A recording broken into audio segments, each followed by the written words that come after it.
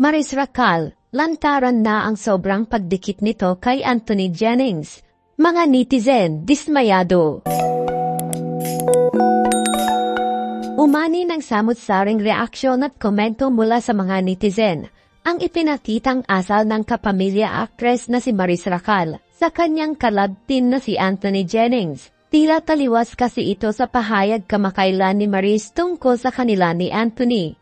Hindi lingid sa karamihan na labis na umangat ang showbiz career ni Maris mula nang sumikat ang tambalan nila ni Anthony sa bansag na snoring. Unang napansin ng maraming netizen ang kakaiba nilang chemistry on screen nang magsama sila sa kapamilya teleserye ng Can't Buy Me Love ng ABS-CBN Network. Marami ang labis na kinilig sa karakter ni Maris bilang si Irene Q at si Anthony naman bilang si Snoop. Dahil dito opisyal na binuo ang kanilang love team na snoring. Kasabay ng kanilang tinatamasang pagsikat, ay nabahiran ng matinding kontrobersiya ang love team ni Maris at Anthony. Ito'y matapos i-anunsyo ni Maris kamakailan. Nahiwalay na sila ng kanyang real-life boyfriend na si Rico Blanco. Nagbigay ng kani-kaniyang espekulasyon ng mga netizen na dahil umano sa third party kaya sila naghiwalay ni Rico. Ang itinuturong dahilan ng kanilang hiwalayan ay ang kanyang ka-love team na si Anthony Jennings. Ngunit agad namang nilinaw ni Maris ang issue na walang kinalaman si Anthony sa nangyaring hiwalayan nila ng boyfriend na si Rico.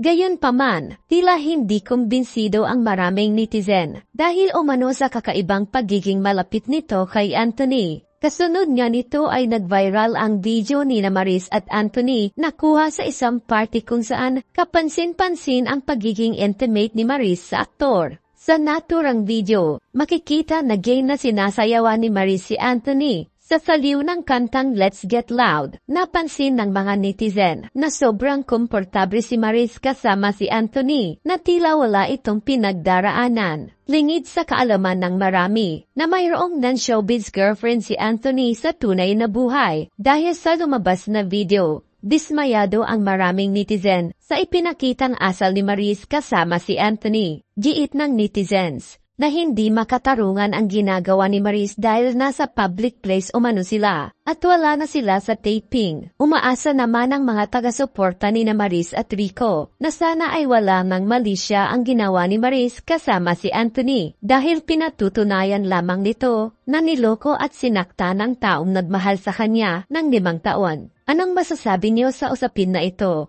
Magkomento lang sa ibaba at huwag kalimutang mag-subscribe para sa susunod pa nating mga bagong upload.